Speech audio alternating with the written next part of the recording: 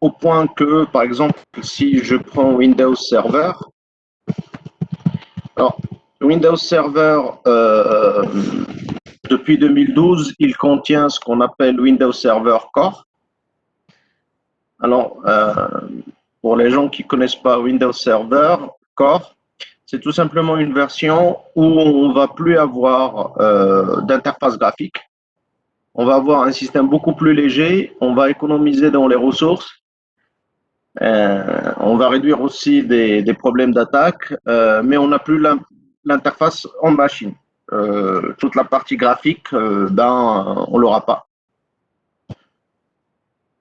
Et donc ces serveurs-là, ils sont beaucoup plus légers, ça démarre beaucoup plus rapide que les serveurs classiques. Et donc pendant le démarrage, pendant l'installation, on devrait choisir est-ce qu'on veut avoir avec interface graphique ou sans interface graphique. Et donc lorsqu'on choisit le corps sans interface graphique, on a ça. Parce que l'interface graphique, les écrans, les fenêtres qu'on voit, ils consomment beaucoup de ressources. Mais ça n'a été pas suffisant. Et donc, alors Windows Core, ça a été à partir de serveur 2012, on a commencé à avoir cette notion de serveur Core. Donc, on démarre juste le noyau de Windows et quelques services indispensables, mais toute la partie graphique et certains services, on ne va pas les démarrer. Mais à partir de 2016, maintenant, on a un autre Windows. Alors, Windows Server Nano. Et donc, on peut le comparer avec le Core. Alors, le Nano, c'est un serveur où on n'a rien. On n'a quasiment absolument rien. Pour vous dire, on n'a quasiment rien au point où on n'a même pas un compte utilisateur. Donc, je ne peux même pas se connecter avec un clavier et souris et un écran à ce serveur. Lorsqu'on installe Windows Server Nano, on ne peut pas faire ça. Donc, pour se connecter à cette machine, on devrait utiliser une autre machine de contrôle. Et donc, on n'a quasiment rien. Et du coup, on a juste le tout petit noyau de Windows. Et une fois qu'on contrôle la machine à distance, on devrait installer les services qu'on a besoin. Et donc, au lieu d'avoir une sélection de services déjà démarrés, on va sélectionner les services nécessaires pour démarrer. Et donc, il y a moins de problèmes en termes de sécurité, puisque, autrement dit, on n'a rien. Mais on ne gagne pas qu'au niveau sécurité, mais si je prends par exemple le temps de démarrage d'un serveur Core, il est à peu près de 40 secondes, tandis que de Nano de 40 secondes, tandis que le serveur Core, il est de 300 secondes. Donc ça, c'est lorsqu'il est vierge. Hein. On n'a rien démarré. C'est juste le serveur avec le corps, le noyau interne. En termes de mémoire, rien à voir. Celui-là, il a besoin de 150 ou 200 mégas, tandis que celui-là, il nécessite quelques gigas. En termes de patch critique, là, on estime on aura 2, là, on aura 8, tandis que le serveur normal, on est vers 23. Et qui dit des patchs, dit des mises à jour. Qui dit des mises à jour, je pense que vous avez déjà rencontré des mises à jour qui ne passent pas, ainsi de suite.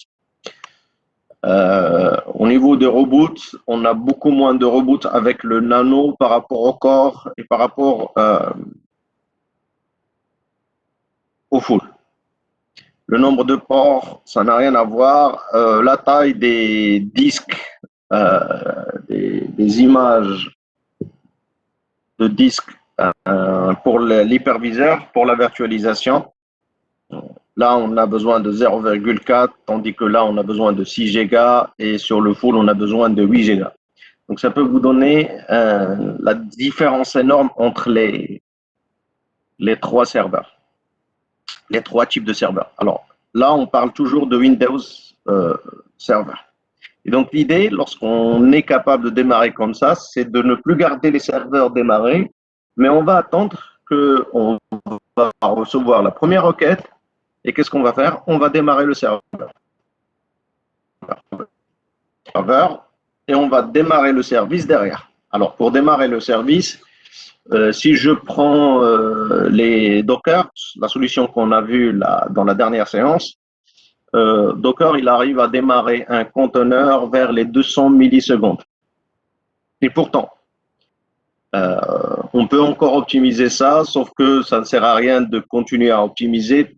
Or, les applications, ils prennent beaucoup plus de temps à démarrer.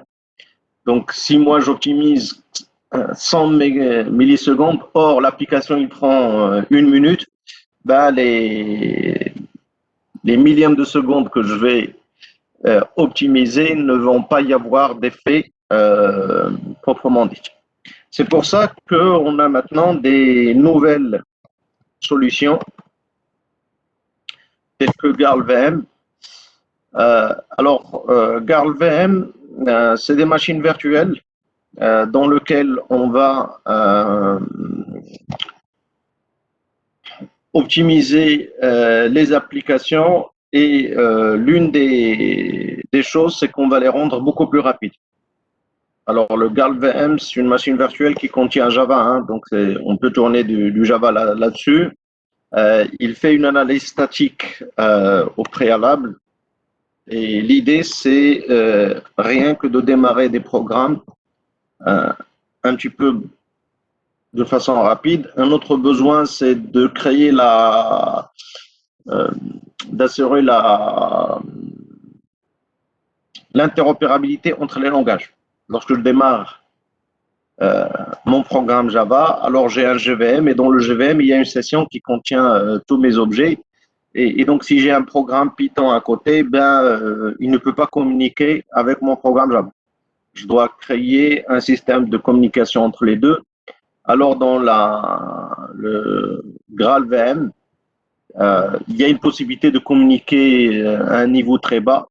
Et donc, vous n'aurez pas besoin de démarrer ce genre de projet. Vous n'avez pas besoin, par exemple, de générer un fichier XML par la première et de le lire par la deuxième ou passer par des objets de JSON. Il y a des mécanismes qui permettent d'assurer ça. Et donc, si on prend ça, on voit que on cherche à avoir des hautes performances. On va avoir des versions binaires natifs, c'est pour avoir un démarrage rapide. On va avoir la communication entre plusieurs types de langages. Et donc, rien qu'au niveau des microservices, qui va être l'objet un peu de ces cours, on est 50 fois beaucoup plus rapide au niveau de démarrage et on est 5 fois plus petite en termes de mémoire utilisée. Donc, vous pouvez avoir une idée de ce qu'on peut avoir comme vitesse par rapport au système classique. Et donc, l'idée, c'est quoi? C'est d'avoir les machines complètement arrêtées. On aura un premier client, on va démarrer la machine, on va démarrer le service et on va servir les gens. Si on a une augmentation en termes des nombres d'utilisateurs, on va faire la scalabilité verticale, la scalabilité horizontale. Si on a moins de clients, on va réduire la scalabilité, on va faire la scalabilité down au lieu de up. Et si on n'a plus de clients, on ne va pas garder nos serveurs démarrés, on va complètement les arrêter. Pourquoi? Parce qu'on a pu optimiser à tous les niveaux. Au niveau de démarrage des serveurs, au niveau des démarrage des services et au niveau de démarrage de l'application. Et bien sûr, à condition que vous développez des applications qui ne prend pas beaucoup de temps en termes de démarrage, qui n'utilise pas beaucoup de mémoire et qui sera aussi optimisé. Et donc, c'est l'objectif qu'on va avoir, par exemple, avec Spring, si on est dans le monde Java, et c'est ce qu'on va avoir avec le .NET Core lorsqu'on est sur le .NET. Je vous rappelle que .NET Core, celui qu'on a cherché à expliquer dans la séance précédente, on a dû réécrire complètement le .NET Framework, tout simplement pour avoir quelque chose de modulable, et de lieu de démarrer le framework en entier, qui est costaud et qui va prendre certainement du temps, on va démarrer juste un petit module, le module dont on a besoin, et on va servir nos utilisateurs. Un autre point important de différence, c'est qu'avant, on était sûr que tous les services sont démarrés, et donc du coup, on se base sur la communication synchrone. Donc lorsque un service il veut communiquer avec un autre, on passe par un système synchrone.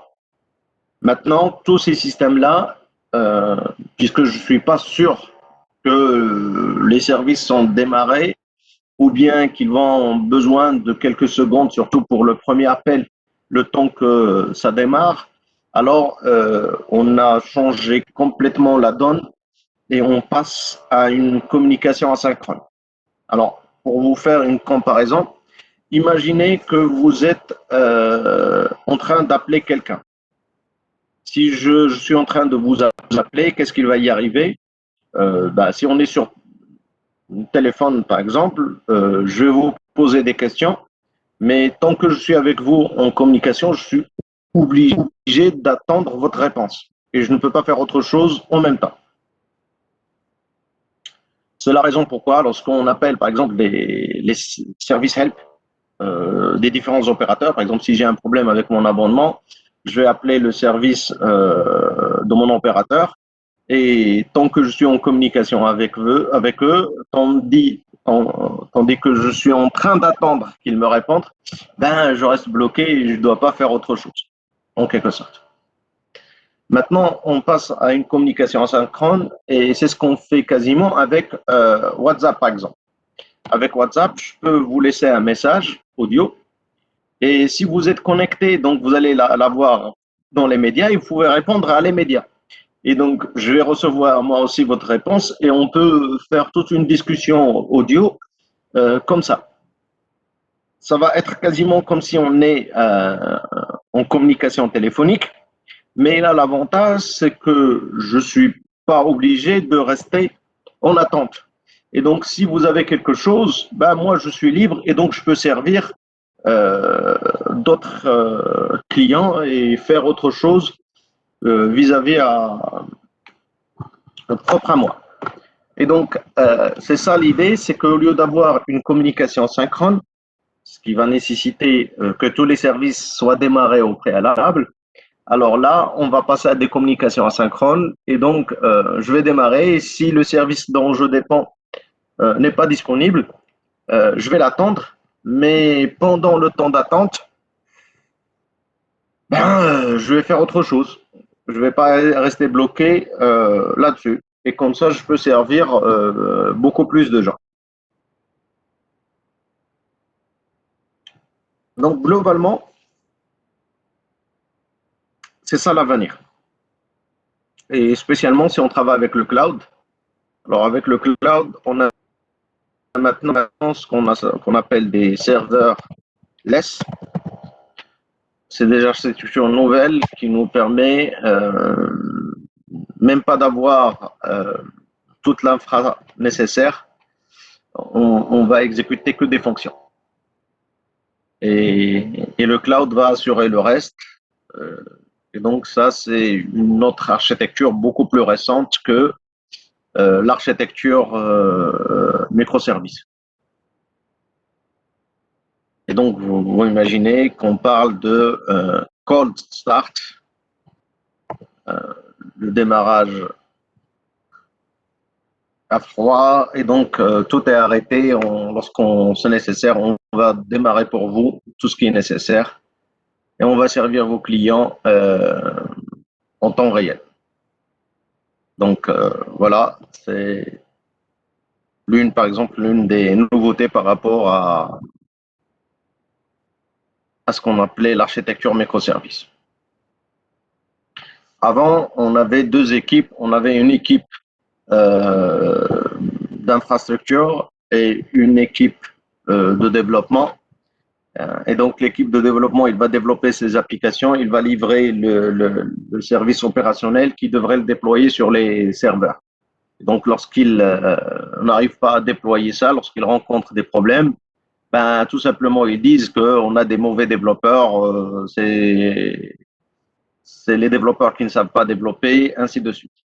Et en quelque sorte, puisque ces équipes opérationnelles, c'est eux qui devraient remédier aux problèmes dans le prod, ils étaient en quelque sorte un peu plus qualifiés que les développeurs. Et donc, ils étaient amenés à modifier tous les paramètres, à revoir une partie du code. Et lorsqu'on a un bug, après, c'est eux qui le prennent en charge au début. Et donc, on avait toujours cette rivalité entre les deux équipes, entre les équipes opérationnelles et les équipes de développement. D'un autre côté, les équipes de développement, ils vous disent, moi, sur ma machine, il marche, j'ai pas de problème, ce n'est pas un problème à moi, c'est dû à vos serveurs, ainsi de suite. Au pire, il est en train de développer dans un environnement différent, même s'il est proche de l'environnement prod, mais il n'est pas identiquement celle du prod. Et donc, c'est normal, ce qui tournera ici ne va pas forcément tourner sur le prod. Et donc, cette vision de séparer les deux modes, elle était sujet de beaucoup de problèmes. Et ça a créé la naissance de ce qu'on appelle le DevOps.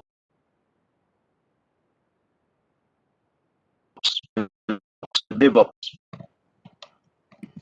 On a cherché chez les deux parties, c'est lui euh, l'application. Euh, Maintenant, avec la nouvelle architecture qu'on appelle serverless, on passe à un autre paradigme, c'est no-ops. Autrement dit, on n'aura même pas besoin d'administrateur, d'application proprement dite.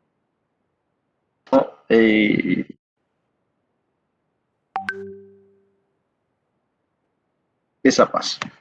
Donc, en activité, on n'aura plus besoin des opérateurs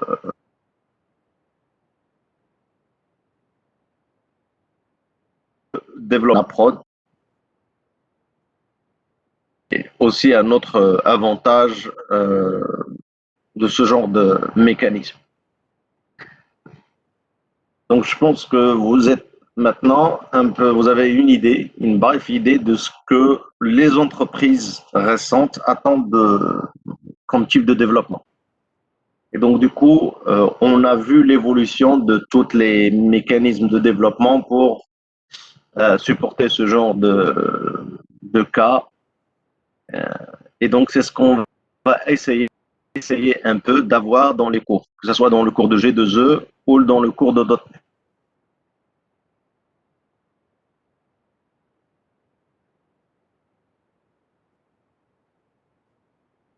Microsoft aura pareil, Java avec les différents frameworks, elle aussi, il opte pour ça. Et en fin de compte, eux, ils convergent. Il y a une notion qui apparaît, qui marque généralement, les autres qui devraient suivre, c'est la mort. Ils sont enterrés tôt ou tard. Alors, Nokia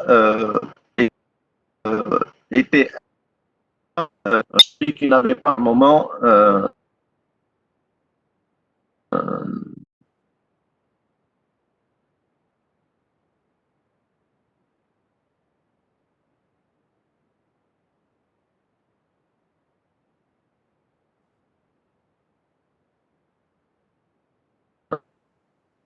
n'a pas de téléphone. Et donc, quasiment tout le monde avait un téléphone.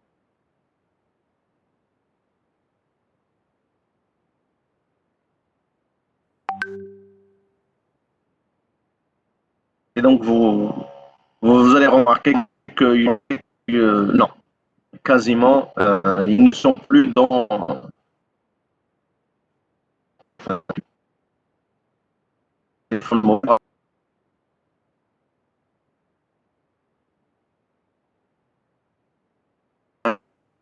Je vais vous donner un autre exemple maintenant dans l'informatique.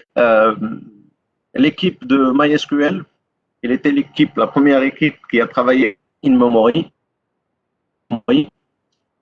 Les bases de données in memory, ils ont l'avantage qu'ils soient supporter toute la base en mémoire plutôt qu'en disque. De traitement des requêtes, il est beaucoup plus rapide. Et donc, cette équipe-là, il a réussi à challenge. Oracle, il suivait ses travaux de très près. Et donc, le moment où il était sûr qu'ils vont réussir, il a décidé d'acheter MySQL. Et donc, l'objectif principal, c'est d'acquérir cette nouvelle technologie qu'on appelle in-memory et de la mettre au service de Oracle. Et c'est ce qui était le cas. Donc, du coup, tous les gens qui travaillaient sur MySQL, puisqu'ils ne voulaient pas d'Oracle, ils étaient obligés de créer une autre base de données qu'on appelait Maria.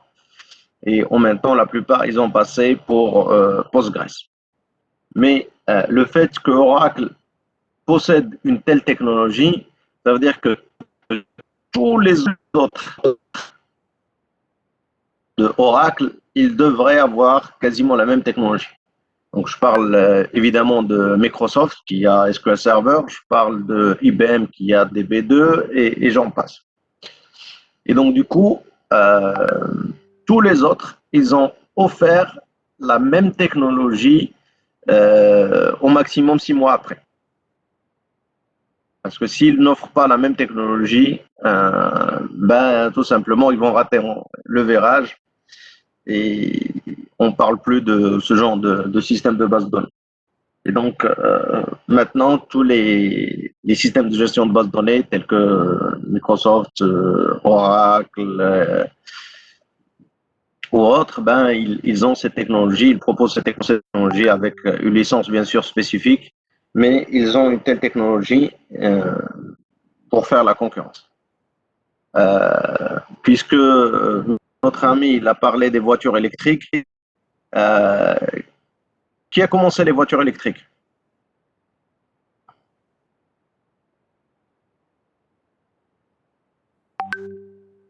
Qui a commencé les voitures électriques? Non, pas Tesla. C'est Renault qui a commencé les voitures électriques. Et donc, Carlos Ghosn, lorsqu'il a démarré les voitures électriques, il était un fantasme d'un PDG d'une grande boîte d'industrie automobile. Et on n'était même pas sûr que ça va être réel. Ça a été l'intuition d'un grand chef d'entreprise. Mais le fait que Renault démarre un tel projet, tous les autres voitures, tous les autres, oui, bien sûr, ça date pas d'aujourd'hui. Donc tous les autres, ils ont convergé vers cette nouvelle technologie et tous les autres, il fallait qu'il ait une solution équivalente. Sinon, s'ils perdent des mois et même des années, ben, c'est certainement ils ne seront pas capables de rattraper. Sinon, ils devraient investir énormément. Et donc, le coût d'investissement, ça va être très pesant pour l'entreprise. Donc, du coup, lorsque Renault a commencé à travailler sur les voitures électriques, bien sûr, il y avait tous les autres, Toyota, Hyundai, toutes les autres compagnies qui ont commencé à travailler sur des choses équivalentes. Et actuellement, tous les marques, ils ont leur propre voiture électrique. Donc ça, c'est quelque chose que vous devrez garder en tête. Et donc, à chaque fois qu'on a une nouvelle technologie qui va émerger à la plateforme, sinon,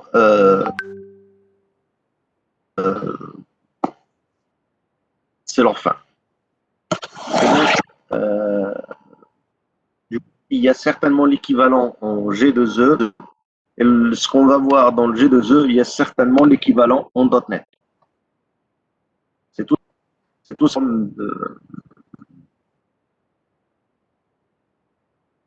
de l'API qu'on va utiliser, mais en fin de compte, on y arrive à faire dans les deux environnements quasiment la même chose. Alors, j'ai décidé aujourd'hui qu'au lieu de faire le .NET, puisqu'on a les deux choses dans les deux environnements, je vais commencer avec G2E. Et du coup, ça va vous servir pour démarrer vos projets dans les projets intégrés beaucoup plus facilement. Et donc, je vais retarder un peu .NET à une autre date, le temps qu'on démarre avec G2E et que vous arrivez à voir ce qu'on peut faire avec. Ça va, c'est clair? Parfait. Et donc, pour le faire, je vais démarrer avec le dernier projet qu'on a fait, que vous avez réalisé et que j'ai demandé à Nouh à partager avec moi. Donc, je vais essayer de le récupérer. Nouh, vous avez envoyé ça à quelle adresse, s'il vous plaît?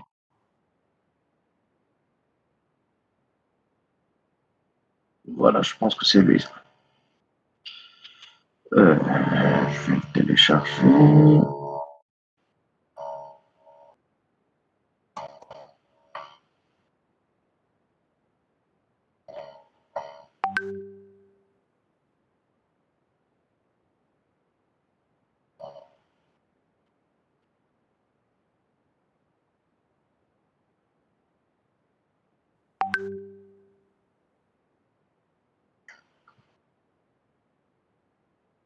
Il est là.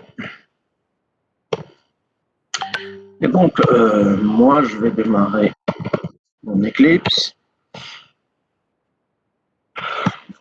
Merci, je l'ai reçu. Et alors, je vais essayer de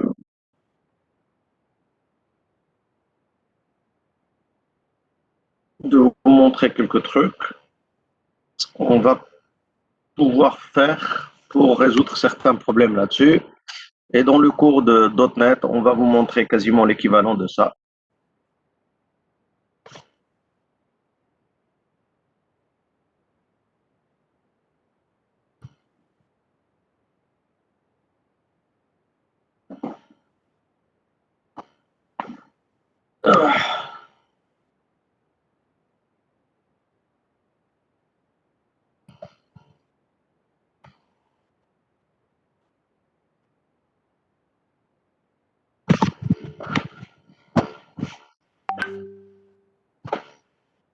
Alors, merci de suivre. Je vais vous partager avec vous les codes qu'on va faire aujourd'hui. Euh, Donc, vous n'êtes pas obligé de réécrire en même temps que moi. Un autre point, s'il vous plaît, pour le groupe A, je pense.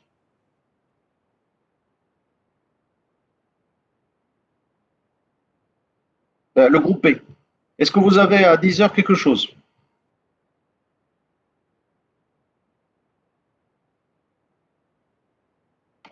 Donc, je vais prendre toute la matinée pour avancer là-dessus et comme ça, on avancera mieux.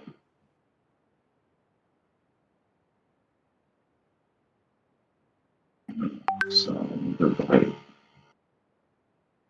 le fermer. Ça aussi.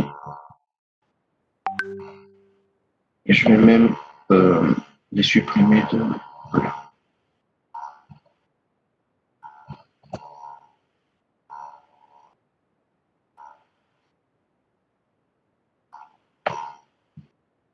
Alors, vous vous rappelez, là, on avait le truc des graphes. Hein. C'est tout simplement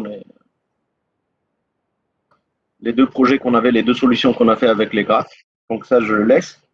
Et qu'est-ce que je vais faire? Je vais créer un nouveau projet Java. Donc là, j'aimerais qu'on parle un peu de certains principes. Alors, on va l'appeler dépendance.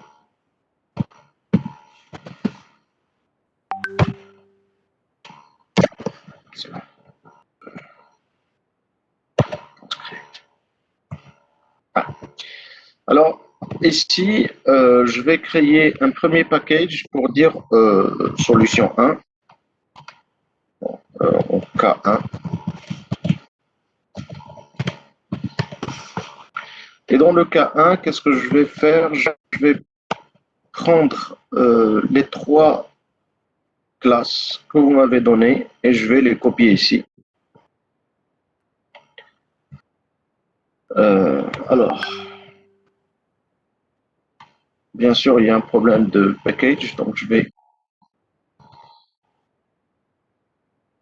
ajouter cette ligne.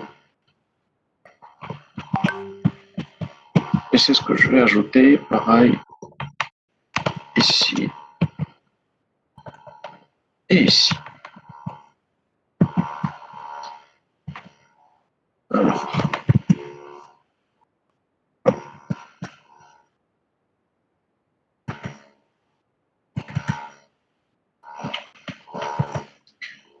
نشوف شنو هو البروبليم ديال الراكورسي كلافي اللي كاين.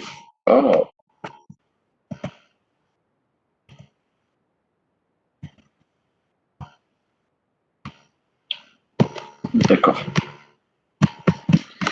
Alors, je vous rappelle que on a fait un système qui permet de gérer la dépendance double qu'on a entre deux classes.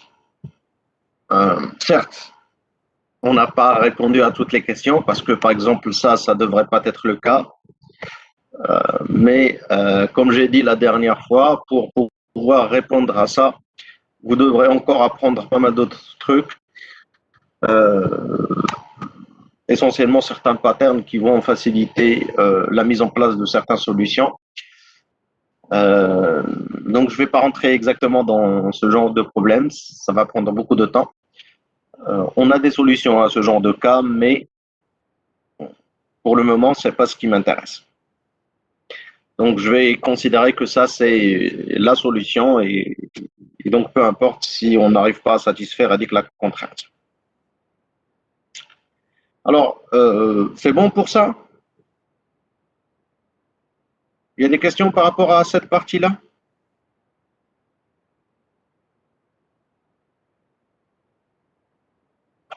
Parfait. Alors, qu'est-ce que je vais essayer de faire maintenant? Je vais essayer d'améliorer ça. Et en fait, je vais créer le deuxième cas. Donc, je vais le copier tout le package. Et l'idée, c'est de casser un peu cette forte dépendance.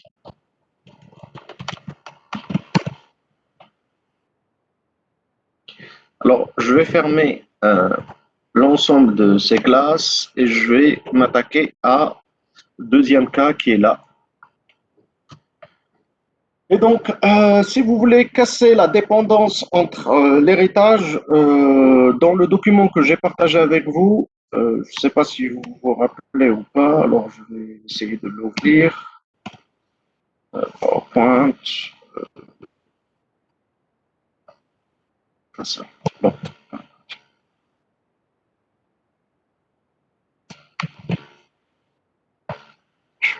Je vais chercher le document. Formation.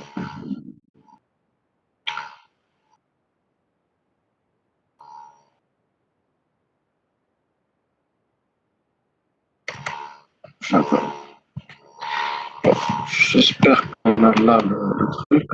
Non, pas celui-là.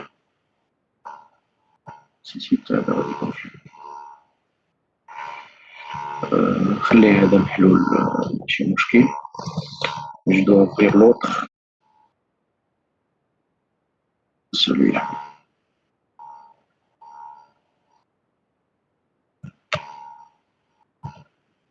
Voilà. Et donc, je pense qu'on a parlé un peu du problème de dépendance forte. Et on a dit que à chaque fois qu'on va passer. Alors, je vais faire juste comme ça. Qu'on va passer d'une liaison bidirectionnelle vers une liaison de type agrégation, composition, héritage, ben, on est en fait en train de renforcer le couplage. Et donc, si on avait ce genre de couplage fort, si on veut le rendre un peu plus faible, on va faire le cas suivant.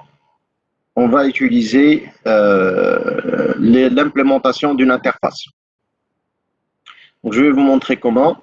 Sinon, si on a l'héritage, on devrait respecter le principe close open. Je pense qu'il y a parmi vous ceux qui en ont cité. Et donc ça, c'est uniquement dans l'héritage. Alors, qu'est-ce que je vais faire? Je vais extraire à partir de cette classe l'interface. Donc, je vais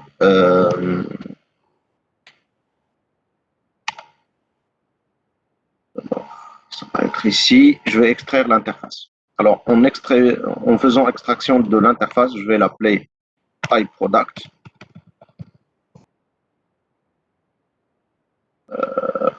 iProduit. Pour garder la même chose, je vais sélectionner quelles sont les méthodes que je veux rendre publiques. Donc pour moi, toutes les méthodes, et je vais les générer. Alors, le fait de générer ça, ça veut dire que ma classe, maintenant, il implémente iProduct, et donc il a les mêmes méthodes, hein, c'est les mêmes méthodes qu'on a ici. Ça va, c'est clair?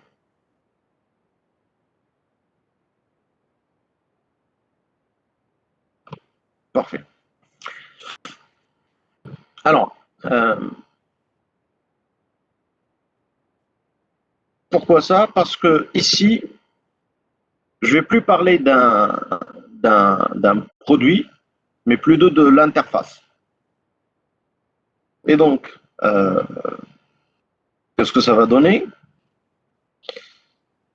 Lorsque je vais avoir un produit, je vais avoir un produit de type iProduct, sauf que l'objet qui va être en question, ça va être l'objet concret. Et donc, rien ne changera dans l'exécution, donc je vais l'exécuter pour vous. Donc, je vais le tourner comme application Java. Et vous allez remarquer que rien n'a changé au niveau de mon code. Mais en fait, maintenant, j'ai la possibilité de faire autre chose. J'ai la possibilité de créer une deuxième version de produit. Et donc, dans cette deuxième version, alors, juste pour qu'on soit clair, je vais mettre ici produit 2. pour parler d'une deuxième version. Bien sûr, si j'ai une nouvelle façon de faire ce set, je vais le modifier. Si j'ai de nouvelles règles métiers, je vais le faire. Si j'ai eu un code plus optimisé que les codes précédents, je vais l'insérer. Et donc, je vais faire les modifications en question. Nous, tout simplement pour rendre un peu l'exercice, pour juste illustrer le problème, on voit bien que là, on a une nouvelle version puisque l'exécution, ça va être produit 2. Et donc, si je passe ici et je fais produit 2, alors vous allez voir qu'on aura un truc important. Je vais réexécuter mon application. On a là le produit tranquille, sauf que là, on utilise les deux versions en même temps. Là, le produit qui s'appelle produit X et les deux types produits, tandis que produit 2 et les deux types produit 2. Le produit 2, c'est un de type produit 2. Et donc, je peux donner à un fournisseur produit ou produit 2, peu importe, il va les supporter. Et si vous avez remarqué, je n'ai pas touché à mon code, puisque je me base sur l'interface iProduct qui va être commun aux deux. Donc là, on a les deux, il implémente iProduct. Donc les deux, ils jouent les mêmes rôles au niveau de mon application. Et donc, avec ça, facilement, je peux changer d'une version à une autre. Donc, je fais une abstraction de la classe à travers l'interface. Et bien sûr, le polymorphisme, le mécanisme de polymorphisme, je vais revenir vers ce mécanisme dans une autre séance pour le détailler, va me permettre d'exécuter la bonne fonction au bon moment. Par exemple, vous remarquez ici, lorsque j'ai appelé toString, j'ai appelé toString de product, tandis que là, lorsque j'ai exécuté toString, j'ai exécuté toString de produit 2 et non pas de produit. Donc la sélection de la bonne fonction, ça va se passer par le polymorphisme. Et donc ça, c'est un mécanisme qui va me faire que je ne vais pas me casser la tête avec la version concrète qui implémente l'interface. Est-ce que ça, c'est clair?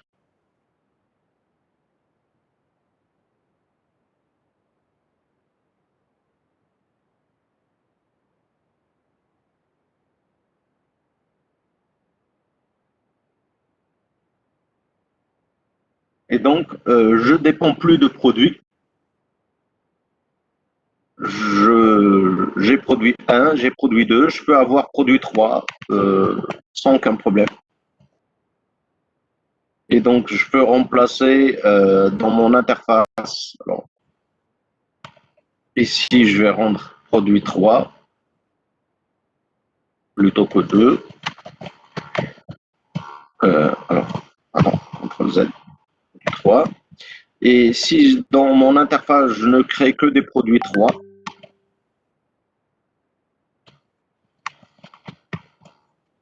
je réexécute, je vais avoir que des produits 3. Donc, j'ai vraiment cassé la dépendance. Cette forte dépendance qui était avec produit, maintenant, il est cassé puisque je peux introduire plusieurs variantes de produits. Sauf que tout ça, ce n'est pas suffisant, puisque j'ai encore d'autres dépendances, et cette dépendance, c'est le new. À chaque fois que j'appelle new, ben, j'ai une dépendance. Donc, je ne peux pas changer cette partie de code comme ça. Je dois passer par un modifier le code. Et à chaque fois que je vais modifier le code, les modifications, je ne sais pas s'ils vont garder le bon fonctionnement de l'application. ou bien je vais avoir des cas de régression, je devrais reprendre le développement de pas mal d'éléments. Jusque-là, la dernière modification qu'on a fait, le fait d'extraire l'interface et de créer plusieurs versions qui respectent la même interface, euh, ça n'a pas impacté le reste, ça n'a pas impacté le produit, ça n'a pas impacté le fournisseur, ça a impacté juste ici. Or, un des principes qu'on a dans les applications, c'est ce principe qui devrait être close open. Autrement dit, close pour les modifications, mais ouvert pour l'extension. Donc, ce que j'ai, ça devrait être fermé. Comme ça, j'assure qu'il fonctionnera tout le temps. Et si jamais j'ai besoin d'autre chose, je devrais étendre l'application. Et donc, c'est cette extension-là qui va fonctionner ou pas, il ne fonctionnera pas. S'il fonctionne, on va le garder. S'il ne fonctionne pas, on va le supprimer. D'ailleurs, dans les environnements de test récents, et c'est exactement avec Docker. Si vous vous rappelez, lorsqu'on a parlé de Docker, je vais reprendre une page qu'on a déjà vue.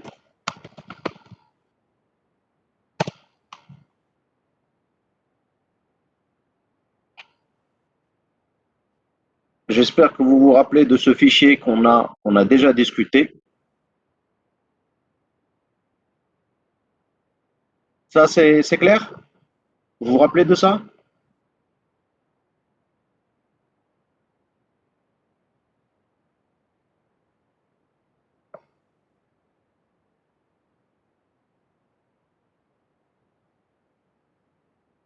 Le chat.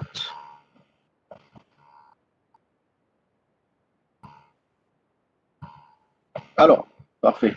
Donc là, j'ai le chat devant moi. Alors, en fait, ici, on a fait un truc important.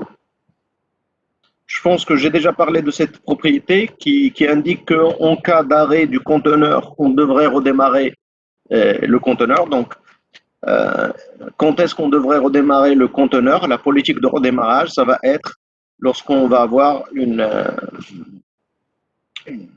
un filer, lorsqu'on va avoir un problème avec le conteneur. Donc, on va démarrer. Mais là, on a une autre option qui concerne la mise à jour. Et en fait, lorsque je vais créer une nouvelle mise à jour de mon application, donc je vais avoir un nouveau conteneur différent du premier, puisque le code de l'application va être différent. Qu'est-ce qu'on va faire? Alors, en fait, je vais prendre le cas du vote. Dans le cas du vote, on avait 6 exemplaires. Je peux faire la scalabilité. Donc, je ne sais pas à quel. Au moment où je veux faire la mise à jour de mon application, combien j'ai d'instances. Vous avez vu que je peux augmenter ou baisser le nombre d'instances facilement. Et donc, je ne sais pas combien on a d'instances. Et donc, si je veux remettre à jour cette instance, je dois remettre à jour toutes les instances créées. Sauf que je ne vais pas remplacer les 6 instances à la fois. La politique, ça va être de le faire en parallèle, 2 par 2. Ça veut dire quoi? Ça veut dire que je vais démarrer 2 nouvelles instances avec la nouvelle version de l'application. Et parmi les 6 instances déjà existantes, je vais prendre 10% des utilisateurs. Je vais prendre 10% des utilisateurs et je vais les rediriger vers les 2 nouveaux copies. Donc, je vais tester est-ce que cette copie elle est bonne? Est-ce que ça fonctionne? Il n'y a pas de dysfonctionnement. Si on n'a pas de dysfonctionnement, ça veut dire que la mise à jour, elle est bonne. Et donc, qu'est-ce qu'on va faire? On va prendre les 2 instances, tous les clients des 2 instances, et on va les forwarder vers les nouvelles copies. Donc, les 2 instances, ils n'ont plus de clients, et donc, qu'est-ce qu'on va faire? On va les arrêter. Et puis, on va créer 2 conteneurs. On va prendre 2 conteneurs existants, on va rediriger leurs clients de la version ancienne vers la nouvelle, et on va passer ça d'une façon successive jusqu'à ce qu'on y arrive à mettre à jour tous les conteneurs existants. Donc au départ, on prend que 10% des abonnés, des utilisateurs, pour qu'ils testent la nouvelle version. Mais une fois que le test est réussi, donc si le test échoué, on va tout simplement les remettre à leur place, puisque les conteneurs où ils travaillent, ils fonctionnent encore. Donc je vais les remettre, il n'y a aucun problème. Certes, je vais avoir 10% qui vont avoir un dysfonctionnement dans l'application, mais bon, ça va être des incidents faibles. Et après, ils vont revenir sur l'application telle qu'il est avant. Et donc, ça fait partie du règle du jeu. Maintenant, si lorsqu'on les a fait basculer vers les nouveaux, ça a bien passé, alors ça veut dire que la mise à jour est bonne, elle est réussite. Et donc, qu'est-ce qu'on va faire? On va prendre tous les utilisateurs des deux conteneurs, on va les mettre sur les nouveaux. Des deux conteneurs anciens, on va les remettre sur le nouveau. Une fois qu'ils sont tous opérationnels, tous les clients arrivent à continuer leurs travaux, on va arrêter les deux conteneurs libres et on va créer deux autres. On va basculer tous les utilisateurs et ainsi de suite. Et donc, c'est tout simplement question de liaison réseau. Au lieu de taper ici, on va taper ici. C'est tout. C'est juste une question de redirection. Et ça, c'est le travail des contrôleurs, il y a aucun problème. Et donc ça, c'est quelque chose qui est prévu là-dessus. Donc lorsque j'ai la première version de mon programme, tout le monde utilise cette version. Maintenant, en basculant vers la nouvelle, je vais passer à celle-là ou à celle-là sans aucun problème. À l'aide de ce mécanisme. Sauf que mon problème ici, c'est le new. Puisque dans le new, je dois donner exactement la version. Et ça, ce n'est pas un bon signe. Je vous rappelle que même ici, au niveau de mon code, je peux avoir ce genre de situation. Et donc, à chaque fois qu'on a new quelque part, c'est pas bon. Alors, qu'est-ce qu'on va faire? On va fermer tout ça et on va essayer de résoudre ce problème. Donc, je vais prendre cette copie. Des questions à Shabab? Ou c'est clair?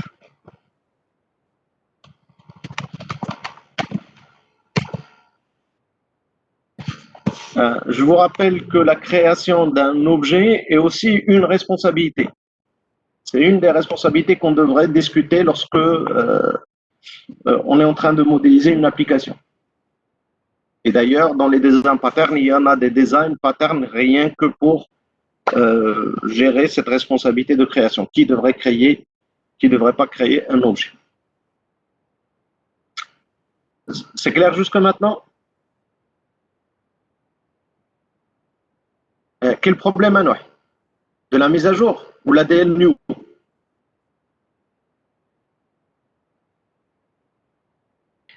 D'accord.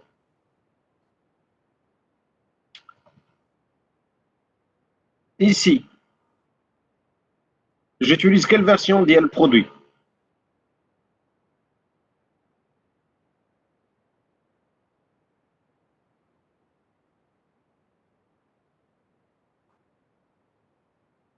Si je veux revenir vers la version 2, je dois faire quoi?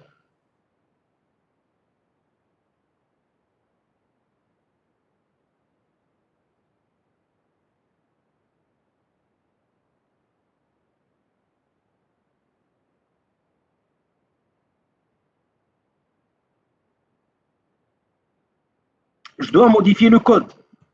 Pour faire votre appel, je dois modifier ici 2 et ici 2. Ça va? Qu'est-ce qui va y arriver si j'ai oublié la 3?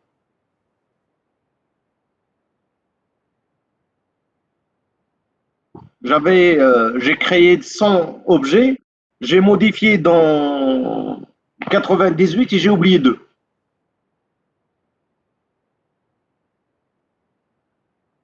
Or, dans produit 3, j'ai des problèmes de sécurité.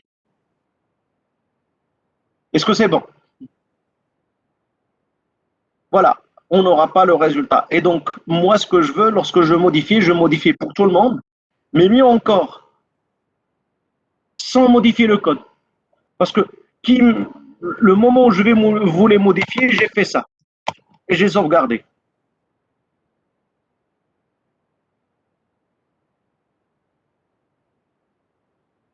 Tu vois, moi, ce que je veux, c'est que mon code soit fermé pour la modification. J'aimerais faire la même chose, mais sans modifier mon code. Et donc, à chaque fois que j'ai new, c'est une sorte de dépendance. Le new, c'est une sorte de dépendance. Or, moi, je ne veux pas être dépendant au niveau de mon application. Je veux avoir le moins de dépendance possible. Et donc, je vais vous montrer une façon de le faire pour éviter d'écrire ça. Et je vais modifier le type de la classe avec un mécanisme où je ne vais pas toucher du tout à mon code. Je ne vais pas toucher à ça. Je vais créer une nouvelle version. Certes, ça va être un peu plus compliqué que ça, mais je ne vais pas toucher à ça. Alors, je vais travailler sur cette version. Alors, qu'est-ce que je vais faire?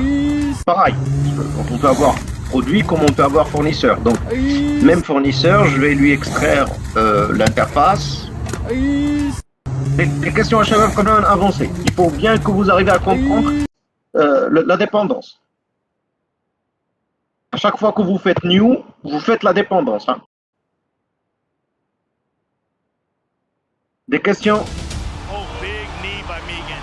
Megan is a very dangerous opponent.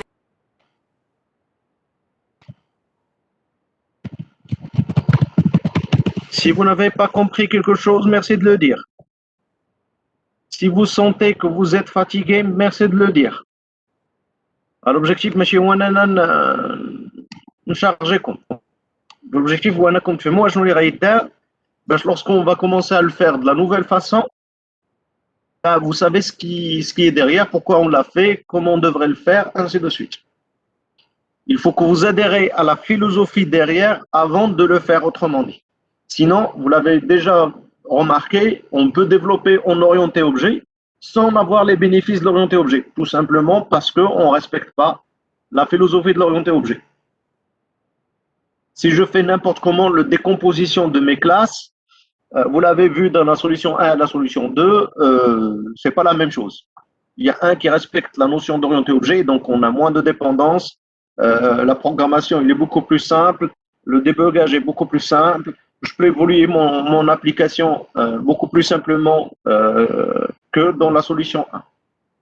Et donc dans la solution 1, ici, malheureusement, on ne respecte pas vraiment l'orienté objet. Et donc, du coup, on n'a ni les avantages de l'orienté objet, ni les avantages de la programmation procédurale. Donc, si vous n'avez pas compris, merci de le dire. Si vous avez des questions, merci de le dire. Et si vous sentez que vous êtes fatigué, merci de le dire. On peut prendre des pauses. On peut étaler le cours sur plus de séances. L'essentiel, c'est que vous arrivez à suivre.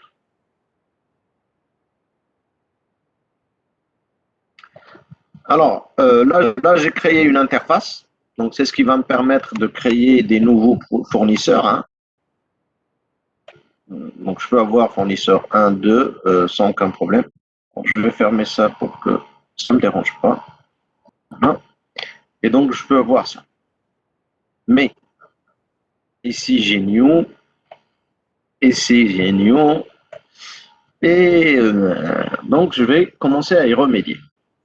Et donc, pour remédier à ça, qu'est-ce que je vais faire? J'aimerais créer une classe sans connaître initialement le nom. Et donc, pour ça, Java, il possède une API qu'on appelle l'API réflexive, APH. باش ما نقول لكم شي حاجه غلطه on appelait Java chez réflexive rétro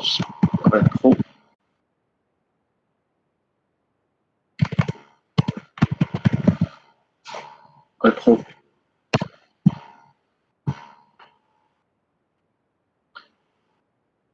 Alors, entre le Java API, oui, peu importe.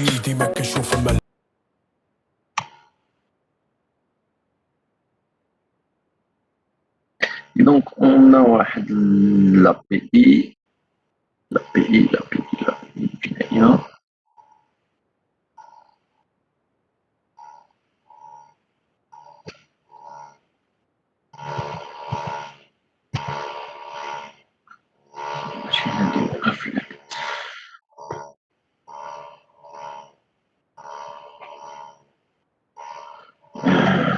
je vais chercher autrement. Tiens, classe.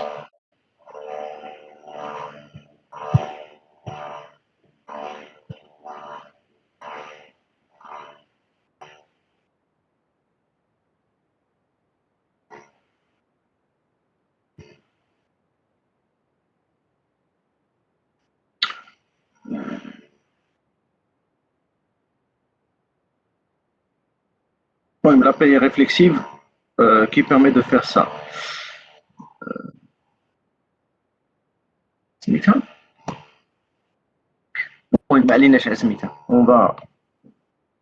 On va la voir. Et donc, au lieu de faire le chargement statique des classes, je vais faire le chargement dynamique des classes. Alors, qu'est-ce que je vais faire? Je vais avoir string. Je vais créer un variable de type string. Je vais l'appeler name classe fournisseur.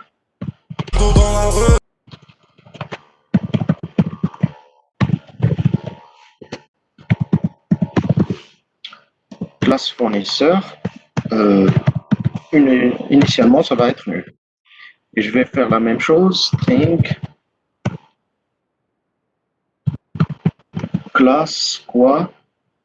Classe produit est égal à nul. Et dans produit et fournisseur, je vais avoir un constructeur sans paramètres. Il n'est pas indispensable, mais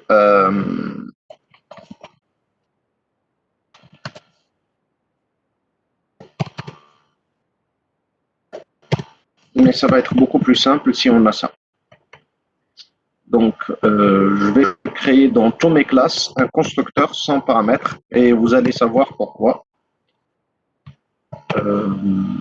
Tout simplement pour supprimer certaines contraintes lors de la création et je vais les rétablir la situation conforme juste après. Alors, je supprime ça. Je prends ça. Je vais taper là comme ça.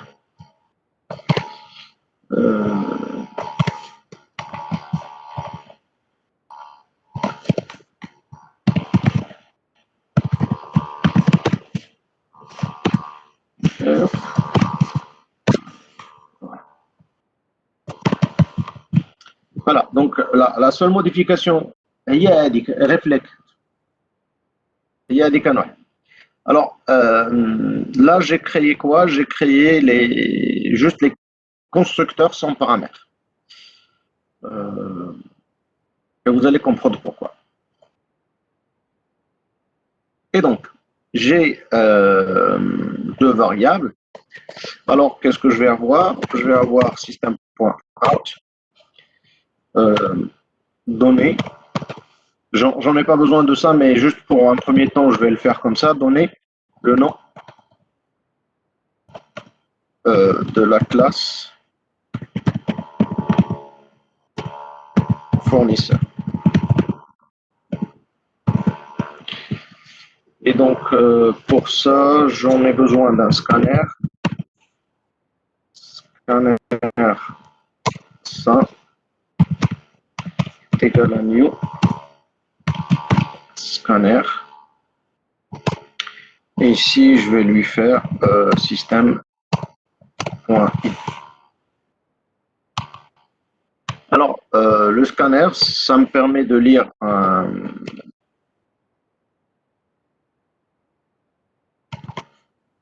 une information. Donc, je vais lui dire classe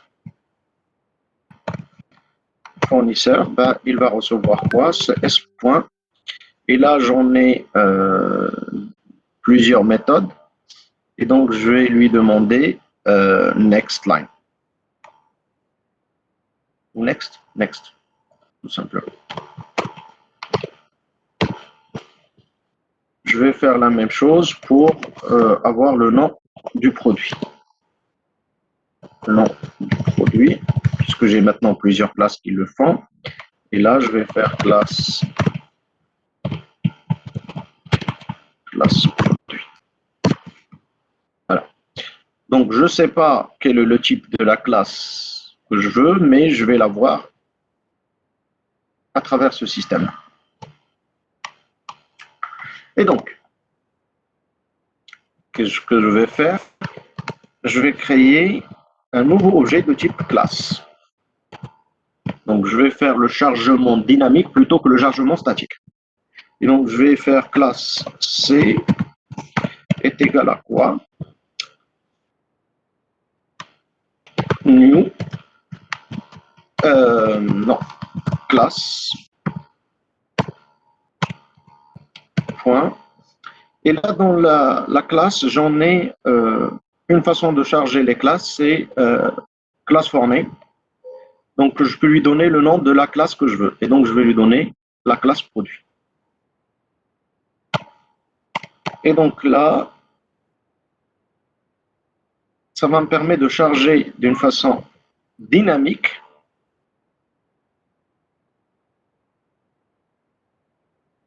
cette classe. Alors, qu'est-ce que je vais faire? Je vais générer le truc, try catch, je vais générer une exception. Le partager encore là. Vous arrivez à voir l'écran? D'accord. Moi, j'ai plus la main. OK. Je vais reprendre tout ça à l'intérieur d'IL try catch. Cette opération, ça peut générer des erreurs puisque je risque de ne pas trouver la classe que je donne le nom. Et donc, je dois gérer les exceptions. Alors là, j'en ai créé une classe. Et donc, qu'est-ce que je vais faire? If C est une instance of iFournisseur. Alors, qu'est-ce que je vais faire? Je vais faire tout simplement H. Ici, je vais la supprimer. Je vais faire C. Point, et j'appelle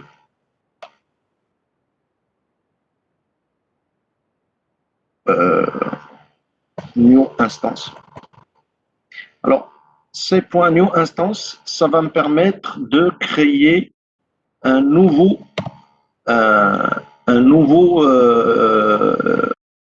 objet. Et donc, il va appeler en quelque sorte tout simplement un des constructeurs. Et donc là, pour faciliter, pour ne pas choisir un constructeur par défaut, je choisis le constructeur. Pour ne pas spécifier quel constructeur, je choisis le constructeur par défaut. Donc ça me permet d'avoir un objet de type fournisseur, mais pour ça, j'en ai besoin d'avoir quoi? Le constructeur sans paramètres. Sinon, je dois parcourir la liste des fournisseurs, des constructeurs et savoir quel constructeur je devrais utiliser, ainsi de suite. Je vais le faire un peu plus tard, mais pour le moment, je vais garder ça. Et donc, là, j'ai une instance, mais une instance de type classe, et je dois faire quoi? Je dois faire le cast à iFournisseur.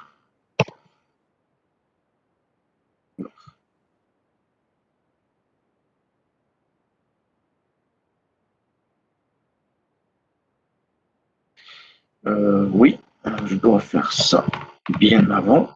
je vais le créer ici. Donc ici, je vais tout simplement l'utiliser.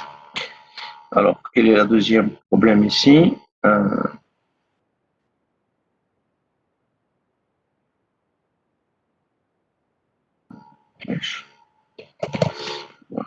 Voilà.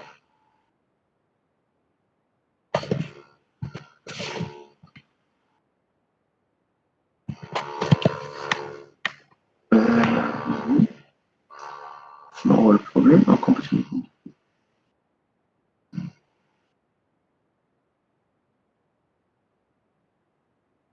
Là, ماشي easy. Voilà. On dira autrement. Point.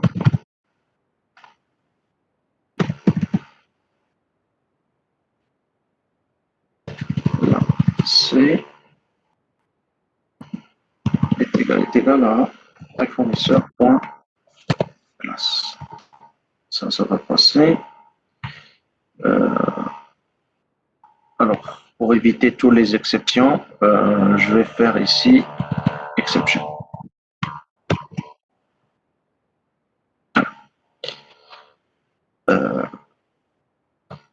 Alors, pour là, je vais faire est égal à nul. Parfait. Donc, qu'est-ce que j'ai? J'ai un fournisseur qui est nul, mais au moment où je voulais créer, je récupère juste le nom depuis l'utilisateur. Je crée une classe générique. Et s'il est de type ça, je vais le convertir. Et donc là, je vais avoir F1. Alors, pour le moment, pour tester que ça, je vais mettre tout ça en commentaire. Et je veux tester juste ça. Est-ce que ça va marcher? Alors, je vais exécuter mon code.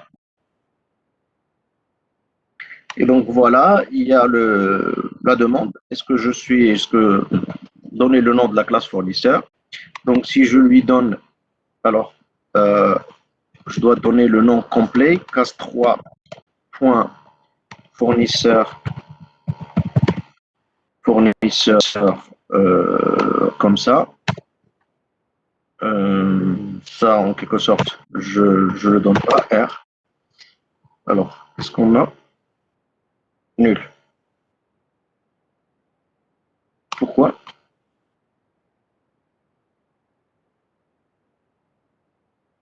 Ah, j'ai créé ça, mais j'ai pas appelé une méthode. ولكن بلاتي لا ما خصوش يعطيني نول ما خصوش يعطيني نول عندي شي بروبليم alors فين عندي le problème je vais mettre ça aussi en commentaire pour le moment alors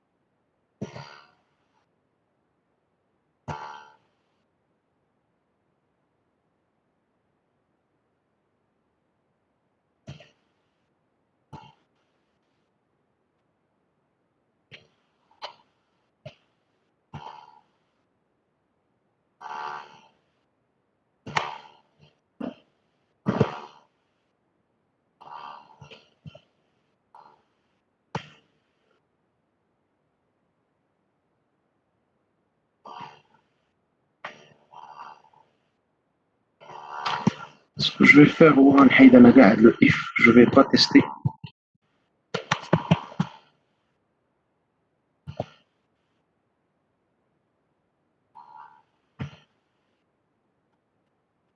Alors, ici, on a des K3. C'est la K3 point fournisseur.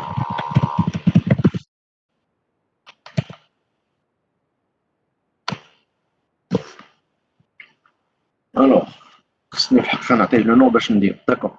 Je vais continuer à dire que ça. Je dois invoquer la méthode pour un nom. Sinon, je ne vais pas pouvoir tester. Alors, donc, qu'est-ce que je vais faire? Je vais faire méthode. Alors, du coup, on va dire alors, qu'est-ce que je vais faire? Je vais la méthode fournisseur.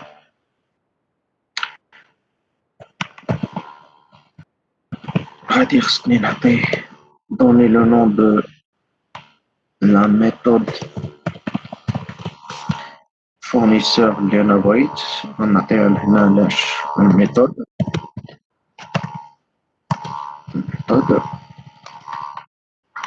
Et donc, normalement, lorsque je construis un fournisseur, c'est le nom au moins. Donc, c'est ce qu'on avait avant. Donc, je dois appeler une méthode ici. Donc, je vais appeler méthode. Alors, celle-là. Donc, méthode, je vais l'appeler M est égal. Et je dois spécifier quelle méthode. Je dois spécifier quelle méthode. Donc, qu'est-ce que je vais faire? غادي نعيط على C point وغنقول get méthode. Alors, la méthode اللي بغيت انا le nom ديالها ça va être méthode fournisseur. Méthode fournisseur. Hop. Méthode fournisseur, c'est le nom اللي غنعطيه. Et je dois lui donner les types que j'en ai besoin. Alors, la méthode puisque je vais prendre le cas de... Je vous rappelle que celle-là. Donc ça, je peux le remplacer par deux instructions.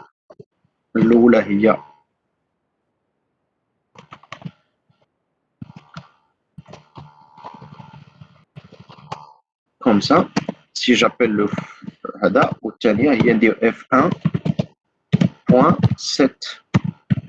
Non. H. Cet nom, on a fait le nom fournisseur.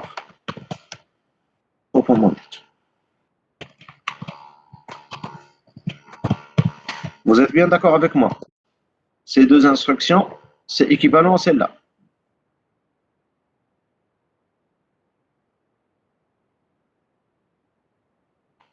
C'est le cas ou pas?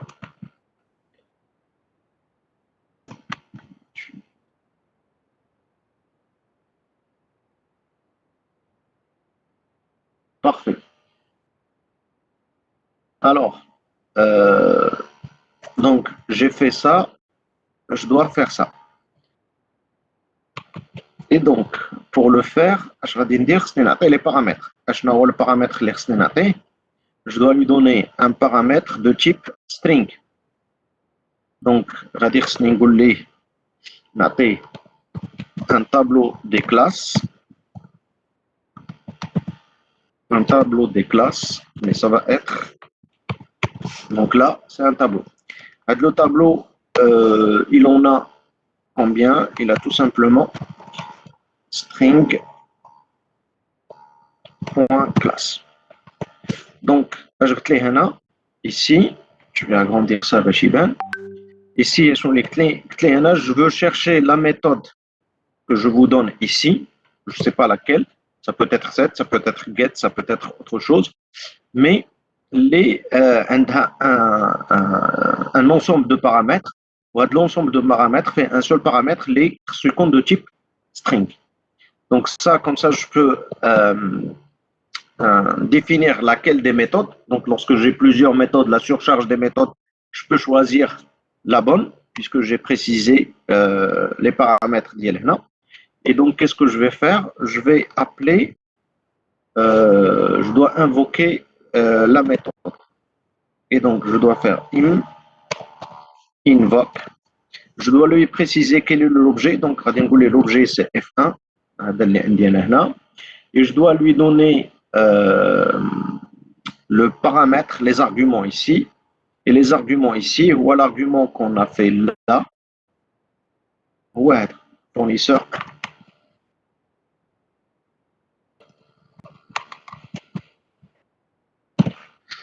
Alors, je peux le faire autrement dit.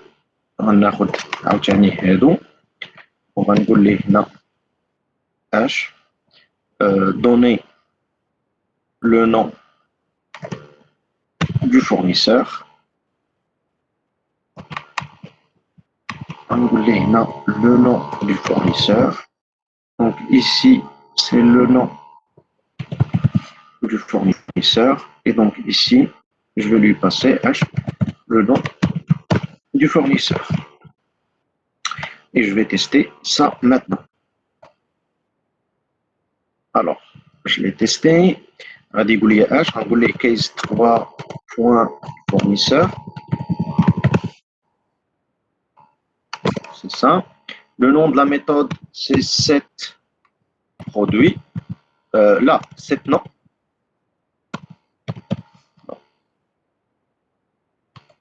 Je dois ne pas faire d'erreur. Alors,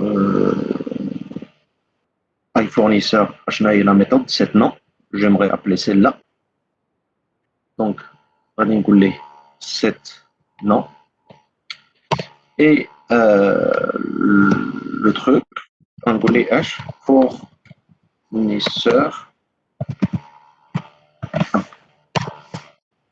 Et remarquez là, qu'est-ce que j'ai obtenu? Celle-là et celle-là. Qu'est-ce que j'ai obtenu? J'ai obtenu un objet F1 qui est un fournisseur et qui m'a rendu H fournisseur 1. Alors, je vais faire varier ici toString, un fournisseur 2. Et donc, je vais réexécuter mon projet.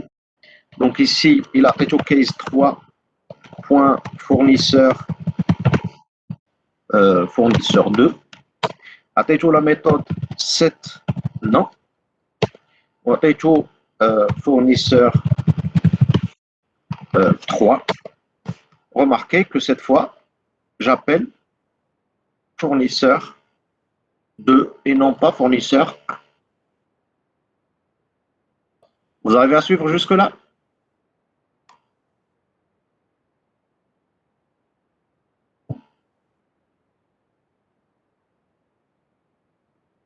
Donc, j'ai créé un objet de type fournisseur.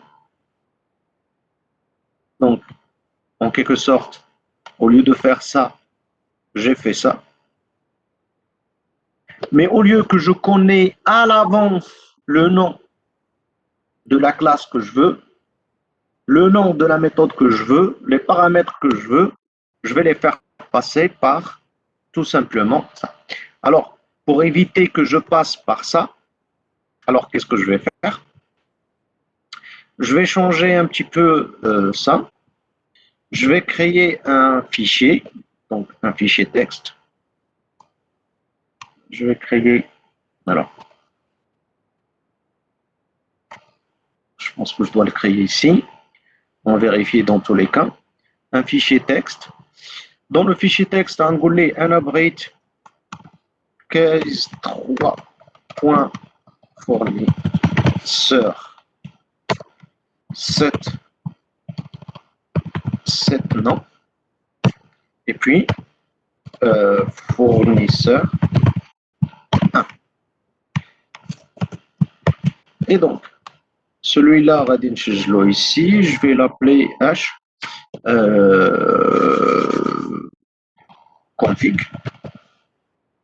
config.text. Donc, j'ai mon fichier de config.text ici. Alors, qu'est-ce que je vais faire avec celui-là? Ici, je vais créer un nouveau file. Alors, Le scanner, il peut accepter un fichier, mais un fichier de type input stream. Donc, je vais faire file input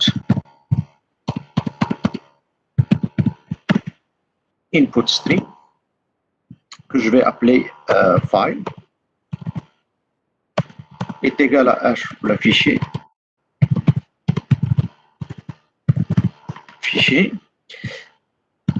est égal à h est égal à new input file system, et là je vais lui donner h config.text.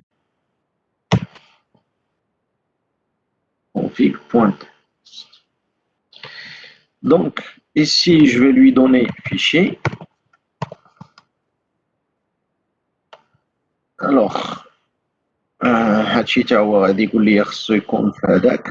دونك غنشد انا هاد العجب كامل هادوك بجوج غندخلهم تراي كاتش اي غنشد هاد ثلاثة غندخلهم للتراي كاتش. Et au lieu de demander à l'utilisateur, غادي tout simplement faire next. Je vais lire la ligne suivante. Et là encore, je vais faire next. Et là pareil, je vais faire quoi? Next. Et donc, je vais réexécuter pour voir est-ce que ça va marcher ou pas. Ça marche. Donc, si je viens vers mon fichier de configuration,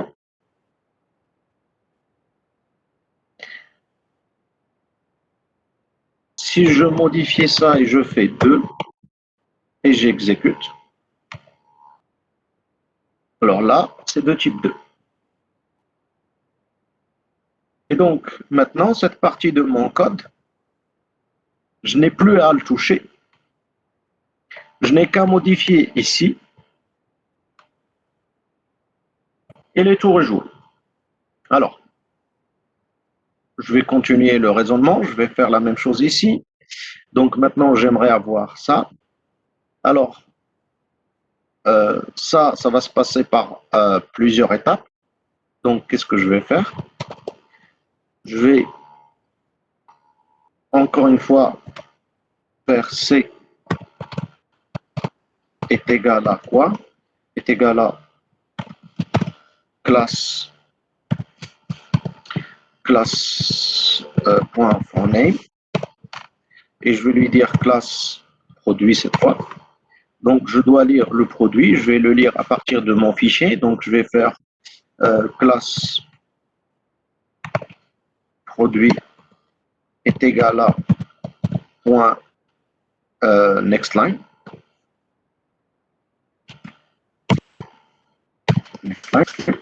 Donc je vais lire et donc je vais créer un produit, donc c'est le P1.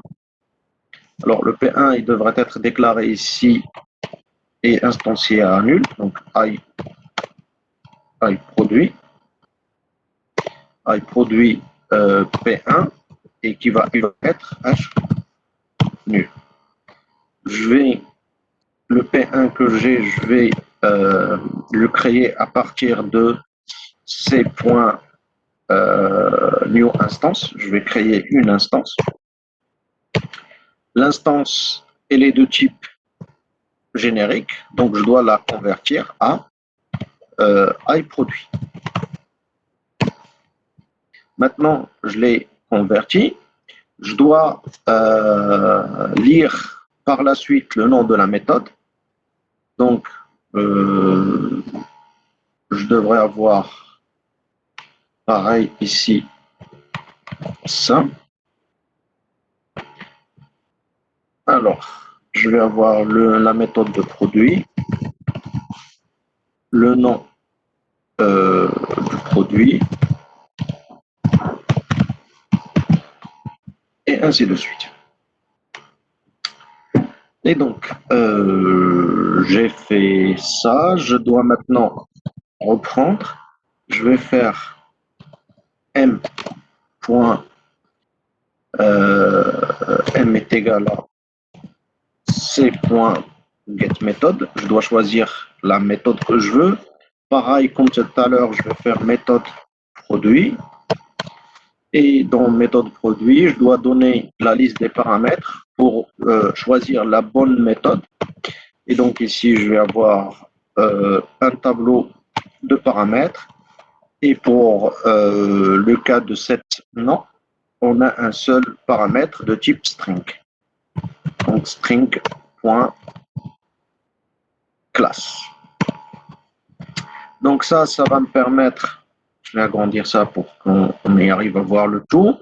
Donc là, j'y arrive à voir choisir la bonne méthode. Maintenant, je dois invoquer la méthode. Donc je vais faire m. Je dois invoquer la méthode et donc je dois l'invoquer pour l'objet P1 que je viens de créer et je dois lui donner quoi? Le nom de la méthode. Là, le paramètre de la méthode. Et donc là, c'est le nom produit. Et donc, ici, j'ai lu le nom de la classe. Je dois lire ici le nom de la méthode. Donc, méthode produit est égal à cs.next line. Et ici, je dois lire le paramètre que je veux. Et donc, c'est le nom de produit est égal à hcs.nextLine.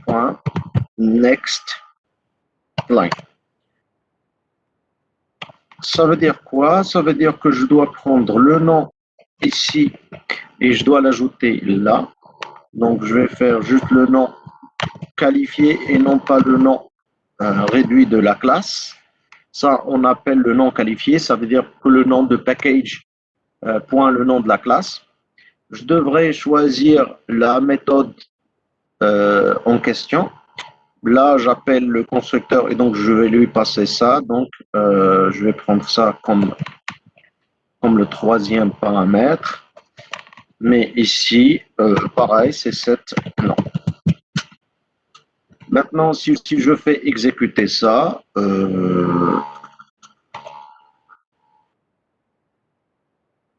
ça c'est bon pour le premier, mais j'ai pas encore terminé.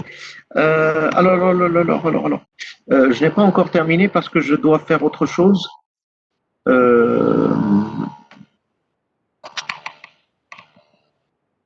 Je dois paramétrer avec ça aussi. Donc, je dois faire m. Cette fois set le nom de la méthode. Et le type, ça ne va pas être de type classe, mais ça va être de type iFournisseur. iFournisseur, oui, mais pas. قبل ما ندير system.out, je dois faire ça, Beda. Je dois faire ça. Donc, iFournisseur. Et donc, je dois lire la méthode.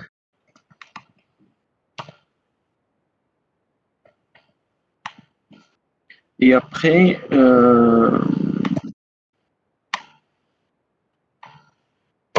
je dois invoquer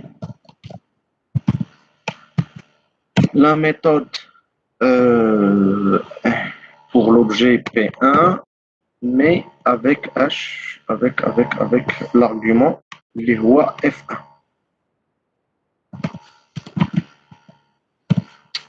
Je vous rappelle que ça va se traduire tout simplement à new produit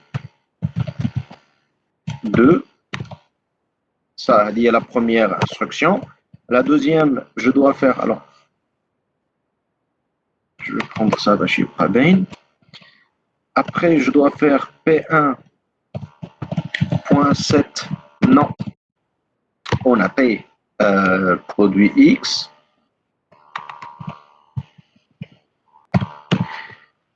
où je dois faire aussi P1.set fournisseur.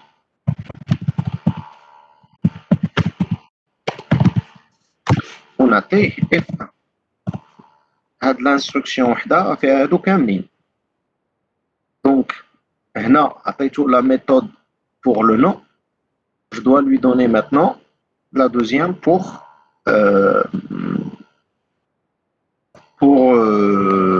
le fournisseur. Et donc ici, je dois lui faire H7 fournisseur.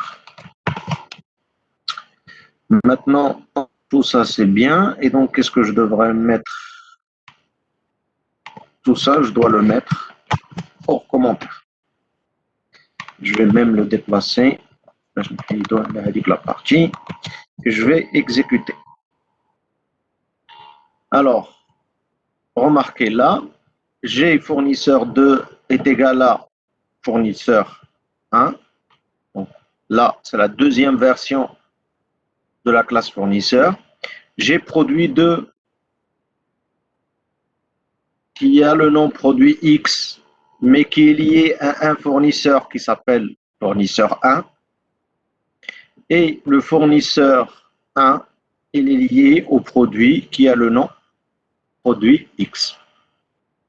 Or, moi, je vais encore réduire ça. Si je modifiais produit à produit 3, fournisseur à fournisseur 1, j'enregistre et je réexécute. Je me suis trompé dans quelque chose. Fournisseur, non pas fournisseur 1, fournisseur. Voilà, ça marche. J'ai fournisseur et non pas fournisseur 2. Et pareil ici, fournisseur au lieu de fournisseur 1. Donc, en modifiant ici tout simplement les classes que je veux,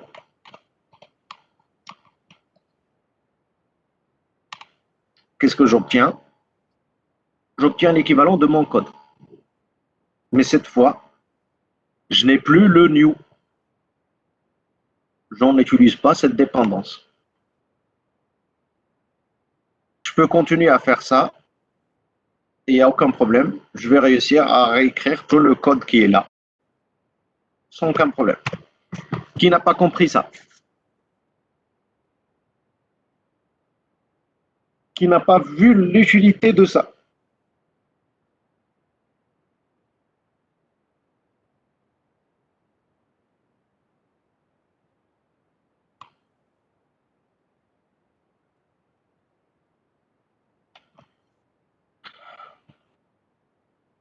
Allô? C'est clair ou pas? Oui, Sofiane, c'est pénible, mais on ne va pas le faire de cette façon. Est-ce que vous avez compris?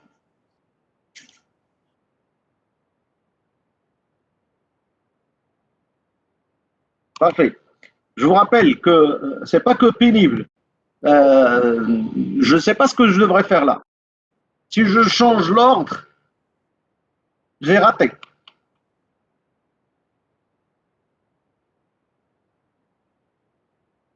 Alors, si vous avez compris jusque-là, ce que je vais faire, on va prendre 10 minutes. Et donc, on va reprendre juste après. Et on va voir une nouvelle façon de le faire avec le case 4.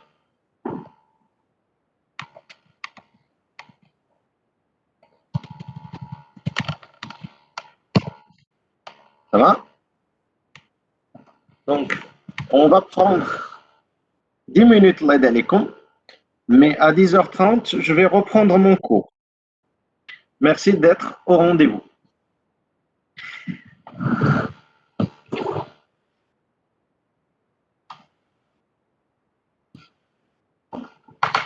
Ah, Allah.